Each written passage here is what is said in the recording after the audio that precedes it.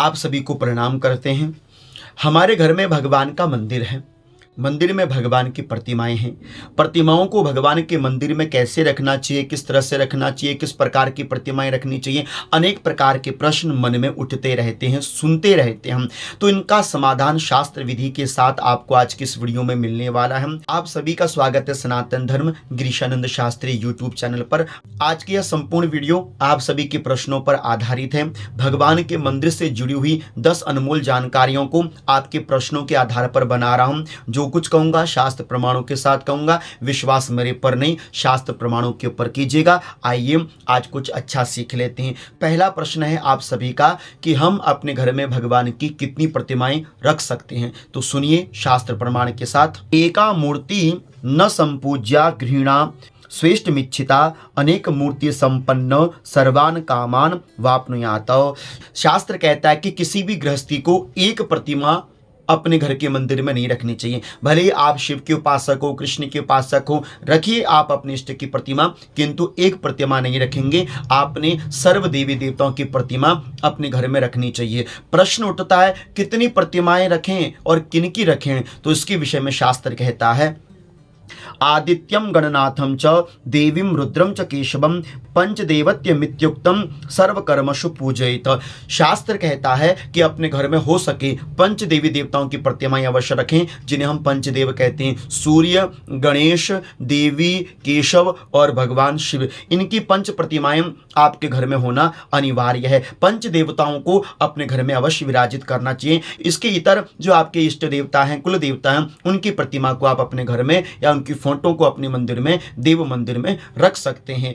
दूसरा प्रश्न है आप सभी का, हम अपने घर में सूर्य की प्रतिमा को किस रूप में रखें, कैसे रखें, इसके विषय में भी आप हमको जानकारी दीजिए। तो इसका उत्तर मैं शास्त्र प्रमाणों से आपको दूं। न शशाकात तद दृष्टम पाद रूपम रवे पुनः अर्चा स्वपि ततः पादौ न कश्चिद कार्येत क्वचितम। शास्त्र कहता है कि सूर्य की प्रतिमा आप अपने घर में रखिए, किंतु चरण रहित प्रतिमा अपने घर में रखनी चाहिए। सूर्य के चरणों की पूजा नहीं करी जाती है, इसलिए केवल सूर्य का जो आकार है, प्रतिबिंब है, उन्हीं की ही पूजा करनी चाहिए। ऐसा शास्त्र का विधान है। तीसरा प्रश्न है आप सभी का कि हम अपने घर में भगवान की प्रतिमाएं कितनी संख्या में रखें। तो शास्त्र इसके विषय में कहता है गृहे लिंग द्वयम नार्चम शालग्राम त्रयम तथा द्वे चक्रे द्वारकायास्तु नार्चम सूर्य द्वयम तथा गणेश तृतीयम नार्चम शक्ति तृतीय मेवचम। वाराह पुराण के अंतर्गत यह श्लोक दिया गया है, जिसमें शास्त्र कहता है आप सर्व देवी देवताओं की प्रतिमा रखें, किंतु एक ही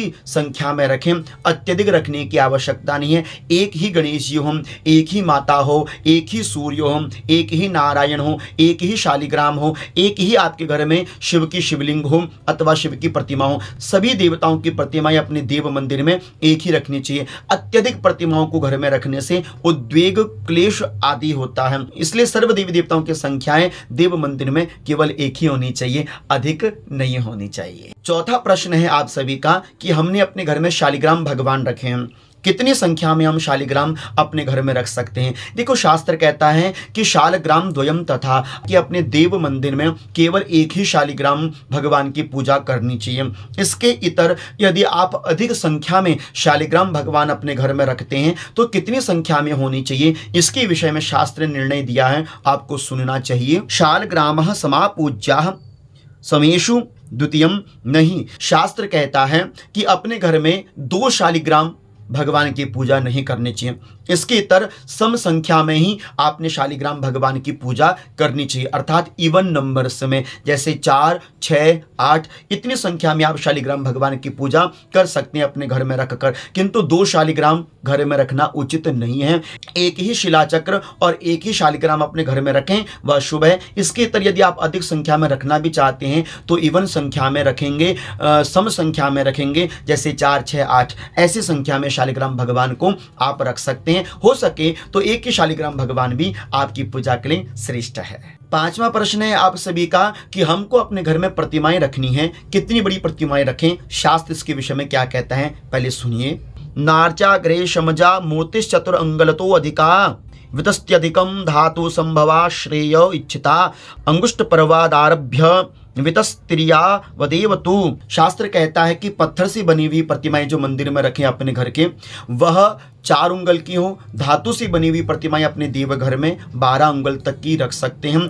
अधिक से अधिक यदि आप अपने देवघर के मंदिर में भगवान की प्रतिमाएं रखना चाहिए तो छोटी से छोटी कितनी हो, बोले अंगूठे की आकृति जितनी होनी चाहिए। अंगूठे से बहुत ज़्यादा छोटी प्रतिमाएं भी घर में नहीं रखनी चाहिए भगवान की। तो ज़्यादा से ज़्यादा समझ में यह रखिए कि आपको 6 इंच तक की प्रतिमाएं अपने घर में रखनी चाहिए। यह शास्त्र का निर्णय है। इससे अधिक जो बड़ी प्रतिमाएं होती हैं उनकी बहुत विधिवत पूर्वक प्रतिष्ठा करनी पड़ती है। आप बार बार उनको हिला नहीं सकते हैं। आपको नित्य पूजन उनका करना अत्यंत अनिवार्य होता है।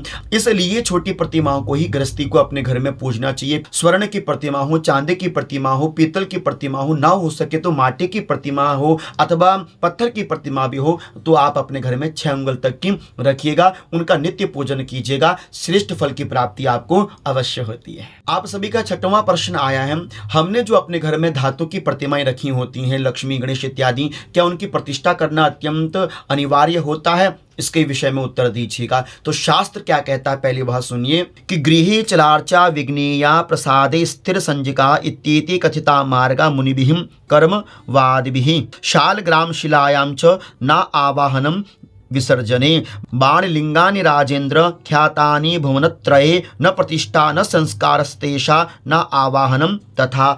भविष्य पुराण और लोकाक्षी ग्रंथ के अंतर्गत बताया गया है कि आप अपने देव मंदिर में जो प्रतिमाएं धातु की रखते हैं उनकी प्रतिष्ठा अवश्य कीजिएगा ब्राह्मण को बुलाकर। यदि हो सके तो घर में मात्र केवल चल प्रतिष्ठा करी जाती है। अचल प्रतिष्ठा केवल मंदिरों में, देव मंदिरों में ही होती है। अपने घर के देव मंदिर में चल प्रतिष्ठा करनी चाहिए। शालिग्राम और शिवलिंग, यहाँ पर शास्त्र कहता है न आवाहनम न विसर्जनम। शालिग्राम भगवान का और ना ही बाणलिंग अर्थात कि नर्मदेश्वर लिंग का ना आवाहन होता है घर में, ना उनका विसर्जन किया जाता है। वो स्वयं से ही प्रतिष्ठित रहते हैं। इसलिए अन्यत्र जो धातु की प्रतिमाएं हैं उनकी प्रतिष्ठा आपको विधिवत पूर्वक अपने घर में चल रूप में करवानी चाहिए। 7वां प्रश्न है आप सभी का, हमने जो अपने घर में देवताओं की प्रतिमा रखी है क्या इनका नित्य स्नान करवाना चाहिए कि नहीं? तो शास्त्र इसके विषय में क्या कहता है सुनिए कि प्रतिमा पट्ट यंत्राणाम नित्य स्नानम न कार्येत पर्व दिवसे यदावा मलधारणम अयम नियमास्तु षड उंगलोर्ध्व प्रतिमास्तु बोधव्यः।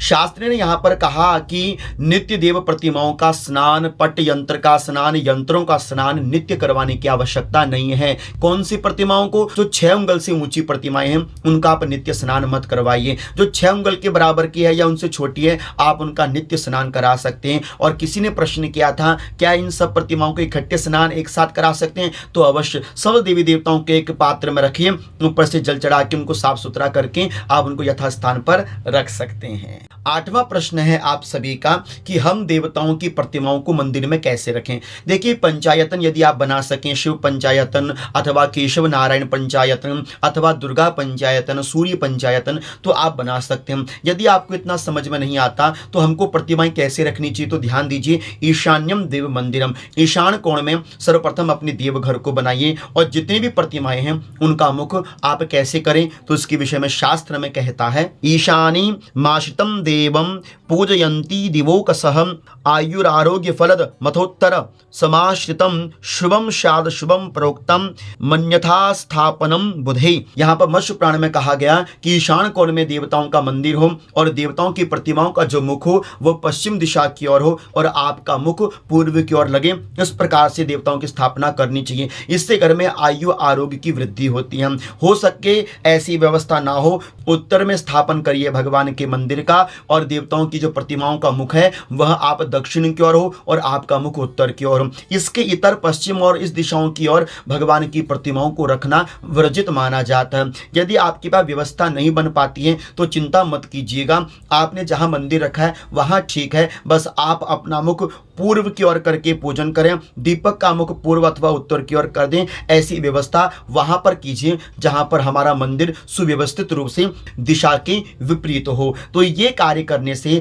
आपके घर के अंदर सदैव देव कृपा बनी रहती है, क्योंकि भगवान सर्वत्र है। यही भाव से भगवान की पूजा करनी चाहिए। 9वां प्रश्न है, हमारी कुछ प्रतिमाएं टूट जाती हैं किंतु हमने बहुत लंबे समय से उनकी पूजा करी होती है, क्या उनको अपने घर में पूजित कर सकते हैं कि नहीं? इसका उत्तर मुझे मुझे शास्त्र प्रमाण से देना चाहिए, अवश्य सुनिएगा। गृहे अग्निदग्धा भगना वा नैव पूज्या वसुंधरे आसाम तो पूजनाद गेहे उद्वेगे प्राप्नुयाद गृह।